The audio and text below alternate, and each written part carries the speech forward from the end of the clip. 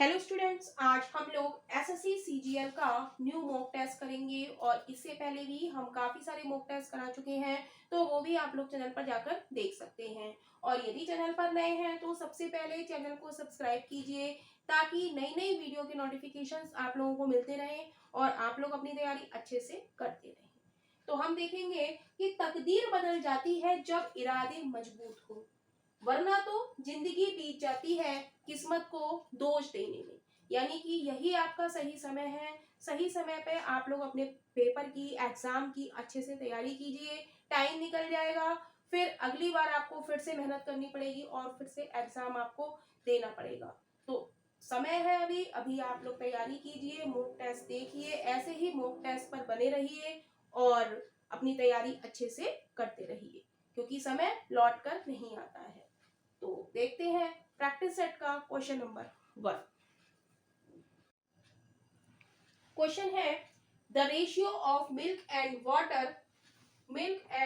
Water in a vessel is 7:5. If 9 liter of milk is taken out and 9 liter of water is added, then the ratio becomes 1:1. What is the quantity of the mixture initially? कह रहा है कि एक बर्तन में दूध और पानी का अनुपात 7:5 है।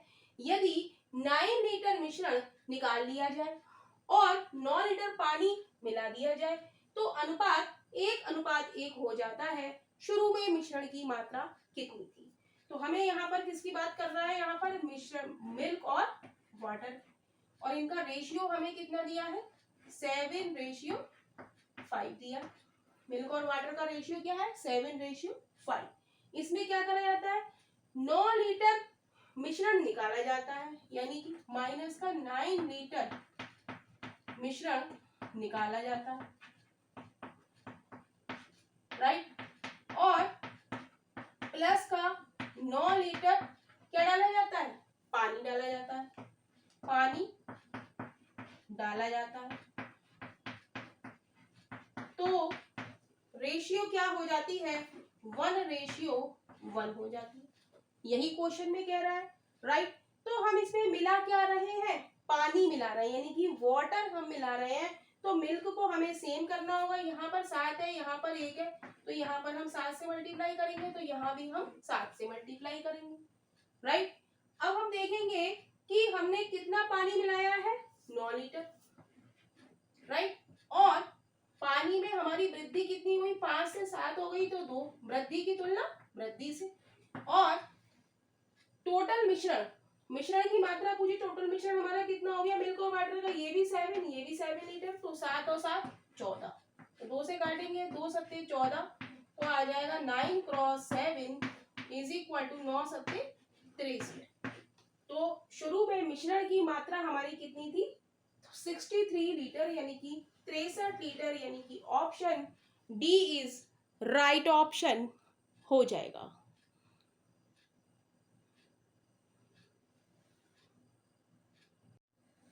क्वेश्चन है, 6400 रुपए 3 कारीगरों में 3:5:2:5:3 के अनुपात में बांटे जाते हैं, तो द्वितीय कारीगर का भाग कितना है? कह रहा है ₹6400 divided among 3 artisans in the ratio of 3:5:2:5:3. What is the share of the second artisans?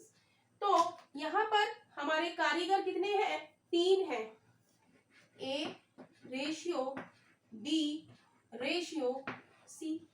3 कारीगर हैं और इनका रेशियो क्या दिया है हमें? 3/5 रेशियो 2 रेशियो 5/3, राइट। हमें ये जो रेशियो है वो हमें रेशियो में दी है 3/5, 2 और 5/3। तो हम इसको क्या करेंगे? 5 इसको हम अपॉन में 1 कर लें, तो 5 और 3 का हम एलसीएम लेंगे तो क्या आएगा? 15 आएगा, राइट। 5 और 3 का एलसीएम क्या आएगा? 15 आएगा। तो 15 से हम सब जगह मल्टीप्लाई कर देंगे, यहाँ भी और यहाँ भी। तो काटेंगे 3 पंजे 15, यहाँ से काटेंगे 5 तिया 15, तो ये हो जाएगा 9 रेशियो 30, 15 दूनी 30 रेशियो 50 25, राइट। तो हमसे क्या पूछ रहा है? हमसे पूछ रहा है कि what is the share of the second artisan. तो रेशियो मेथड से इस क्वेश्चन को करेंगे। जो दिया, रेशियो मेथड कहता है कि जो दिया है, हमें दिया है 6400 रुपए, तो टोटल हमें दिया है, तो टोटल की तुलना हम टोटल से करेंगे। टोटल हमें 6400 रुपए दिए हैं, तो टोटल इसको हम ऐड करेंगे, तीनों को ऐड करेंगे, 5 4 25 और 30 55, कितना हो जाएगा, ये 64 हो जाएगा, राइट। और सेकंड वाले का हमसे पूछा है, तो सेकंड का हमारा रेशियो कितना आया है, 30, तो 30 से मल्टीप्लाई कर देंगे, 64 बन जा 64, तो आंसर आ जाएगा 100 क्रॉस 30, यानी कि 3000 रुपए। तो यही इस क्वेश्चन का आंसर है, यानी कि option D is right option हो जाएगा।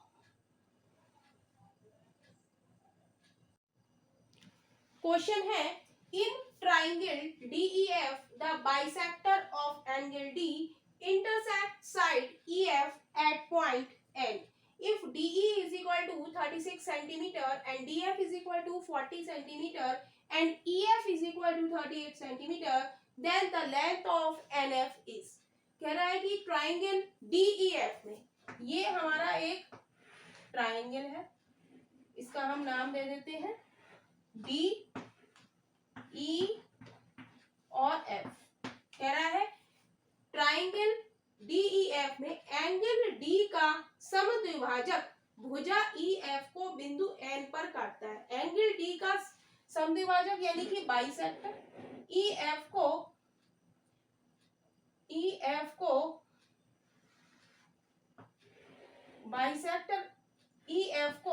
N पर काटता है। बाइसेक्टर क्या करता है, दो भागों में डिवाइड कर देता है, राइट। तो कह रहा है कि यदि DE is equal to 36, DE ये हमारी है 36 और DF हमारी है 40 और EF वो कह रहा है ये टोटल कितनी है, ये है 38। तो कह रहा है कि NF की लंबाई आप बताइए, राइट। तो NF की पूछ रहा है हमसे, तो इसको हम x मान लें, तो ये कितनी बचेगी, टोटल हमारी है 38 और इसमें से इतनी निकल गई, x निकल गई, तो ये रह गई 38 माइनस x, राइट। तो बाई एंगल बाइसेक्टर थ्योरम हम क्या करेंगे, हम लिखेंगे DE upon DF, DE upon DF is equal to EN upon NF, EN upon NF by angle bisector theorem. DE upon DF is equal to EN upon NF, right. अब सबकी value हम यहाँ पर पुट कर देंगे, तो DE हमारा क्या है 36, DF है हमारा 40 इज इक्वल टू EN हमारा यहाँ पर क्या है, ऊपर लिख देते हैं 38 माइनस एक्स, ये कितनी है 38 माइनस एक्स, तो यहाँ पर लिख देंगे 38 माइनस एक्स अपॉन NF हमारा कितना है x, तो अपॉन x, ये कट रहा है, 4 एकम 4 0, 4 ने 36, क्रॉस मल्टीप्लीकेशन करेंगे, तो 9x इज इक्वल टू 10 की मल्टीप्लाई करेंगे 38 माइनस एक्स, राइट, और ब्रैकेट को हम खोलेंगे, तो ये हो जाएगा 9x इज इक्वल टू 380, 10 की 38 से मल्टीप्लाई करेंगे 380 माइनस का 10x, हमें x की वैल्यू निकालनी है जो कि क्या है NF ही हमसे पूछा है, तो x को हम एक साइड ले आएंगे, तो ये क्या हो जाएगा 9x plus 10x is equal to 380, 9x और 10x क्या हो जाएगा 19x इज इक्वल टू 380, तो x बराबर हो जाएगा 380 अपॉन 90, 19 से काटेंगे 19 दूनी 38 0, यानी कि x हमारी क्या है NF है और NF हमारी किसके इक्वल है 20 सेंटीमीटर, यानी कि कि ऑप्शन हमारा बी इज राइट ऑप्शन हो जाएगा, यानी कि NF जो एक्स आई हमारी ये कितनी आ गई 20 सेंटीमीटर। तो यही इस क्वेश्चन का आंसर है।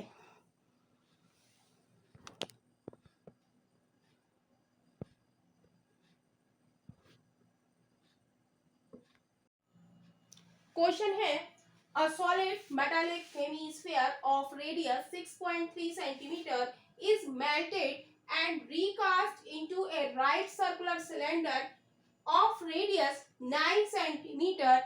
What is the height of the cylinder? कह रहा है 6.3 सेंटीमीटर त्रिज्या वाले एक ठोस धात्विक अर्धगोले को, ये हमारा एक अर्धगोला है, इसको पिघलाकर क्या बनाया जा रहा है, एक 9 सेंटीमीटर त्रिज्या वाले लंबवृत्तीय बेलन में डाला जाता है। यानी कि इसे पिघलाकर क्या बनाया जा रहा है, एक लंबवृत्तीय बेलन बनाया जा रहा है। तो कह रहा है इस बेलन की ऊंचाई बताओ। इसकी रेडियस हमें दी है कितनी 9 सेंटीमीटर और इसकी रेडियस हमें दी है 6.3 सेंटीमीटर, राइट। तो हमने बताया जब किसी भी चीज को पिघलाकर दूसरी चीज बनाई जाती है तो उनके वॉल्यूम क्या होते हैं, सेम होते हैं।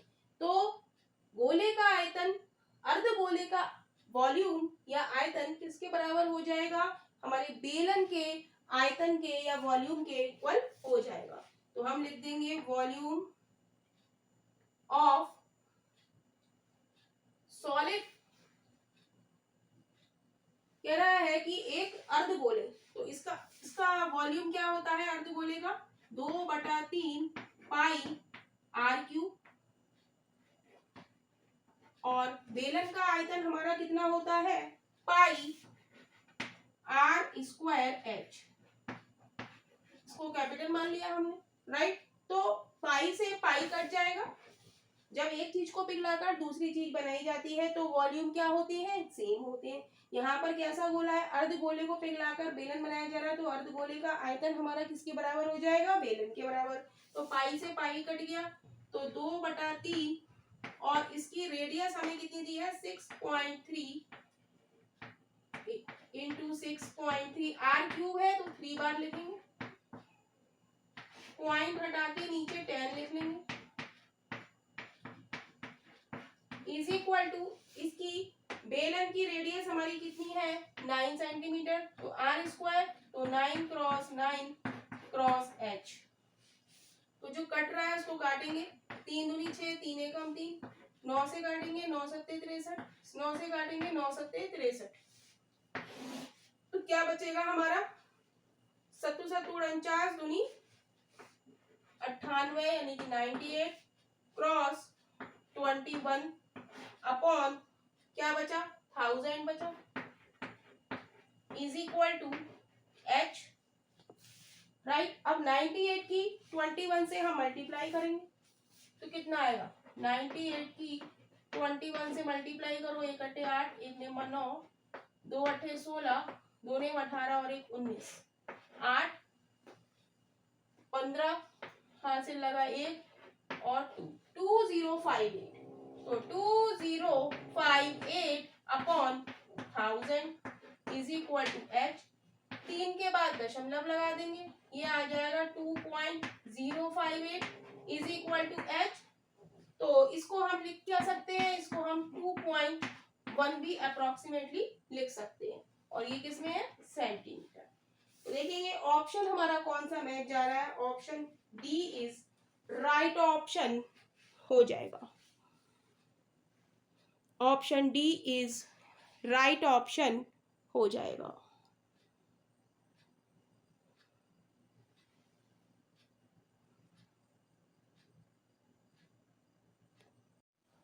क्वेश्चन है if a plus B is equal to C that tan a tan b tan c is equal to क्या। यदि a plus B is equal to C है तो tan a tan b tan c का मान क्या होगा।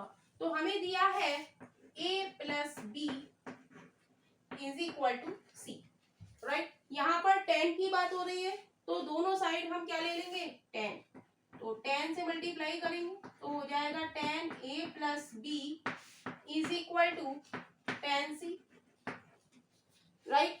तो tan A plus B का फॉर्मूला हमें याद होना चाहिए और वो होता है tan A plus tan B upon 1 minus tan A tan B is equal to tan C।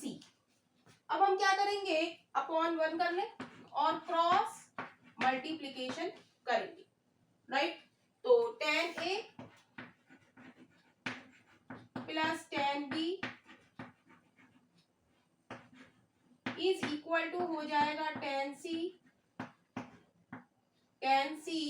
Minus tan A tan B tan C, right. Cross multiply करी tan C minus tan A tan B tan C। हमसे पूछ रहा है tan A tan B tan C का मान, right. तो हमसे ये पूछ रहा है वो, तो क्या हो जाएगा, माइनस का है tan A tan B tan C तो इधर ले आएंगे, तो ये हो जाएगा tan A tan B tan C is equal to tan C।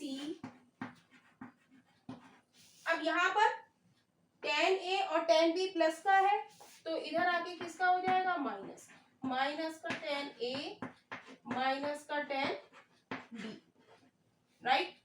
तो ऑप्शन हम देखेंगे कि हमारा कौन सा इसमें मैच हो रहा है, tan C प्लस नहीं माइनस tan A है, tan C minus tan A minus tan B, यानी कि option D is right option हो जाएगा।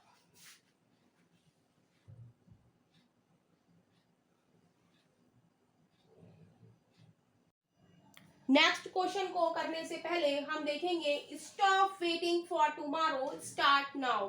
हमें कल का वेट नहीं करना है, हमें शुरुआत करनी है प्रिपरेशन की अभी से, आज से भी नहीं, अभी से हमें तैयारी करनी है और इसी तरीके से हमें मॉक टेस्ट पर बने रहना है, क्योंकि हर मॉक टेस्ट में अलग क्वेश्चंस दिए गए हैं जो कि आपके सारे कॉन्सेप्ट पर बेस्ड है।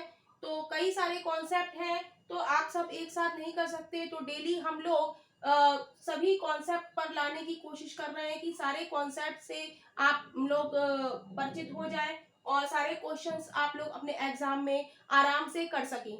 तो एग्जाम में पूरे 25 के 25 मार्क्स लाना आपको बहुत जरूरी है, एक भी नंबर आपका कटना नहीं चाहिए। तो ऐसे ही मॉक टेस्ट अगर यदि आप करते रहेंगे तो आपकी प्रैक्टिस काफी अच्छी रहने वाली है। तो करते हैं नेक्स्ट क्वेश्चन। नेक्स्ट क्वेश्चन है, a trader had 2000 kgs of rice. He sold a part of it and 10% profit and rest at 16% profit, so that he made a total profit of 14.2%. How much rice in kg did he sell at 10% profit? तो ऐसे ही यदि आप mock test करते रहेंगे तो question को देखते ही आप इसका पैटर्न समझ जाएंगे कि ये किस तरीके से क्वेश्चन हमें करना है। किसी विक्रेता के पास 200 किलोग्राम चावल है, इसके एक भाग को वह 10% लाभ पर तथा बचे हुए भाग को 16% लाभ पर बेचता है ताकि उसे कुल लाभ 14.2% हो। तो उसने कितने किलोग्राम चावल 10% लाभ पर बेचा? तो इसको एलिगेशन मेथड से करेंगे, राइट। तो पहले उसने एक भाग को, दो भाग थे चावल के, एक को उसने 10% के प्रॉफिट पर बेचा और दूसरे को उसने जो रेस्ट था उसे 16% के प्रॉफिट पर बेचा और उसे टोटल प्रॉफिट कितना हुआ? टोटल प्रॉफिट हुआ उसे 14.2% का, राइट। तो यहां से हम सब्ट्रैक्ट करेंगे एलिगेशन में, 16 में से 14.2 जाएंगे तो क्या बचेगा? 1.8 बचेगा। 14.2 में से 10 हम घटाएंगे तो क्या बचेगा? 4.2 बचेगा, राइट। पॉइंट से पॉइंट कैंसिल हो जाएगा,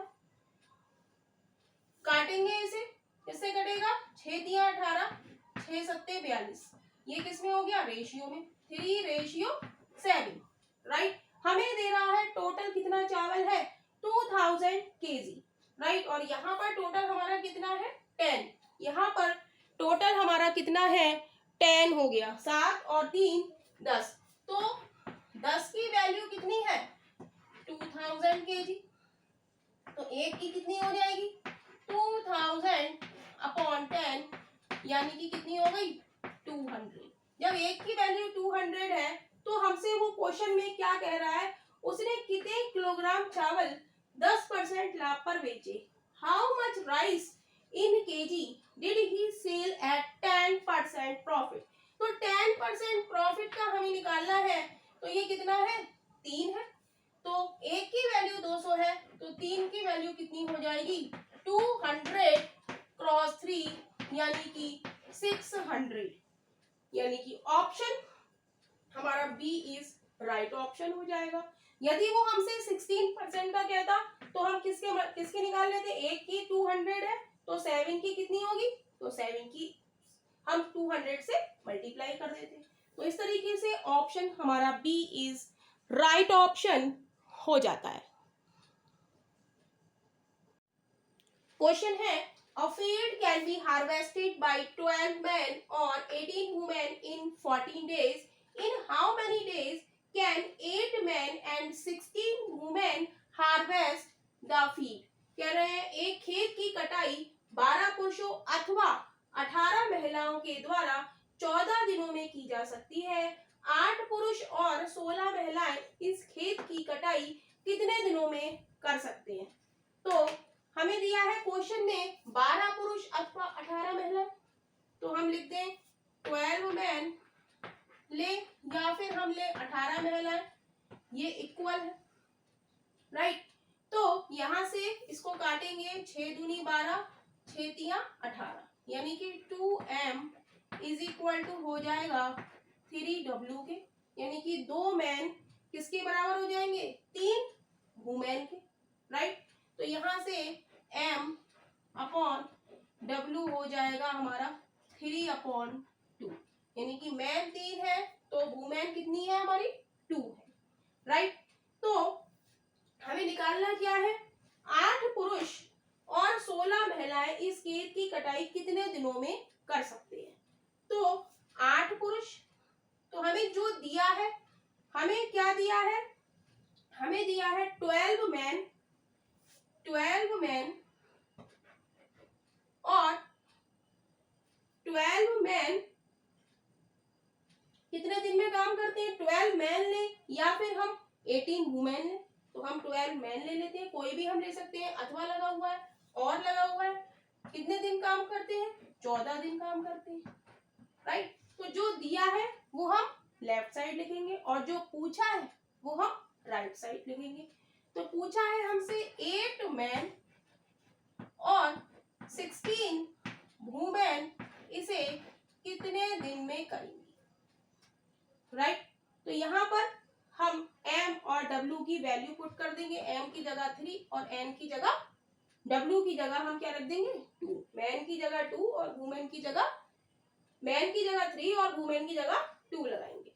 तो 12 m की जगह 3 plus 14 is equal to 8 cross 3 plus 16 cross 2 d। तो ये क्या हो गया 12 दिया 36 plus 14 is equal to 24 plus 32 D हो गया। तो इसको ऐड करेंगे 6 4 10 2 3 और 1 4 और 1 5 राइट। ये क्या है सॉरी क्रॉस है यहाँ पर, तो क्रॉस लगा लेंगे, यहाँ पर क्या है मल्टीप्लाई है, तो डी की वैल्यू क्या हो जाएगी, डी की वैल्यू क्या हो जाएगी, डी के साथ ये मल्टीप्लाई में है तो ये कहाँ आ जाएगा नीचे आ जाएगा। तो 36 क्रॉस 14 अपॉन 24 प्लस 32 राइट। इधर कर लेते हैं, क्या है जब डी के साथ ये मल्टीप्लाई में लिखा है तो ये नीचे आ जाएगा, तो ये हो जाएगा 36 cross 14 upon 24 plus 32 is equal to D रह जाएगा। यहां से मल्टीप्लाई में जो लिखा होता है वो नीचे आ जाता है, तो इसको हम देखेंगे 36 क्रॉस 14 अपॉन नीचे कितना हो जाएगा 4 और 2 6 3 और 2 5 इज इक्वल टू डी। 14 से काटेंगे 14 चौका 56, 4 से काटेंगे 4 ने 36, यानी कि डी बराबर क्या आ जाएगा 9 दिन। यानी कि ऑप्शन हमारा सी इज राइट ऑप्शन हो जाएगा। क्वेश्चन है 35 persons are engaged to complete a work in 60 days. After 32 days, it is observed that only 2/5 part of the work has been done.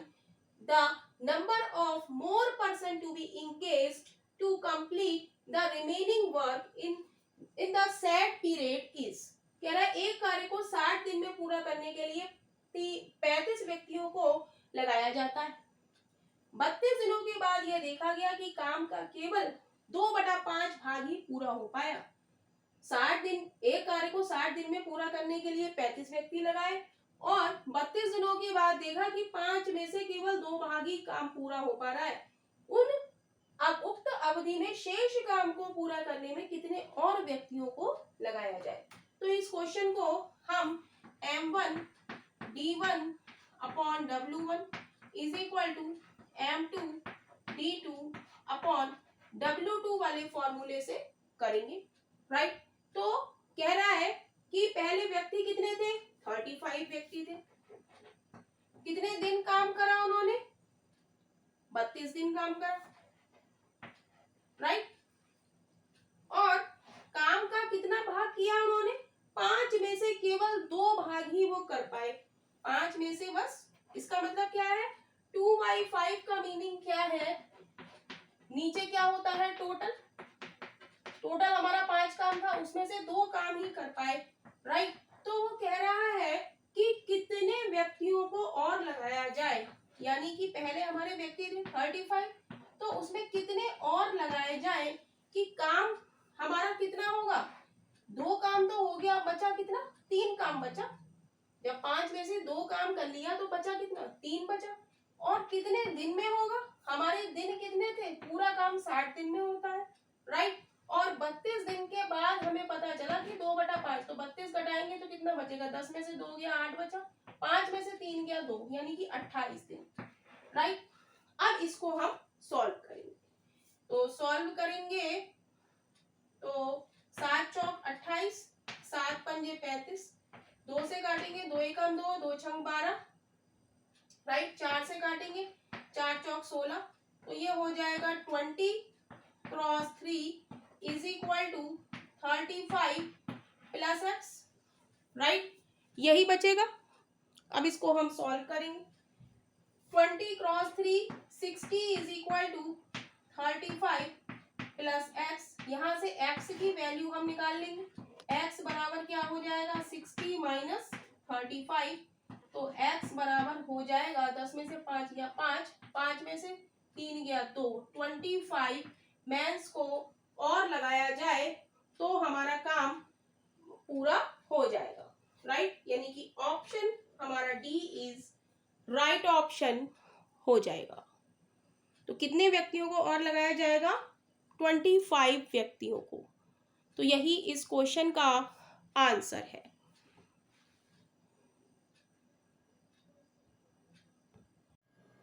Question है if compound interest received on a certain amount in the second year is rupees 250, what will be the compound interest in rupees for the third year on the same amount at 12% rate of interest। यदि दूसरे वर्ष में एक निश्चित राशि पर प्राप्त चक्रवृद्धि ब्याज 250 रुपए है, तो तीसरे वर्ष के लिए उस राशि पर 12% ब्याज दर से चक्रवृद्धि ब्याज क्या होगा। तो हम जानते हैं कि कॉन्जिक्यूटिव ईयर का जो इंटरेस्ट दिया होता है, तो हम इसे क्वेश्चन को डायरेक्ट करेंगे, हम निकालेंगे दूसरे से तीसरे साल का पूछ रहा है हमसे, राइट। तो 250 का हम निकालेंगे 12%, 12/100, 25 से काटेंगे 25 एकम 25, 25 चौका 100, 4 से काटेंगे 4 तियां 12, यानी कि 30, और इस 30 को हम 250 में ऐड कर देंगे, तो ये हो जाएगा 280, राइट। तो चक्रवृद्धि ब्याज क्या होता है, ब्याज पर ही ब्याज होता है, यानी कि ऑप्शन हमारा सी इज राइट ऑप्शन हो जाएगा।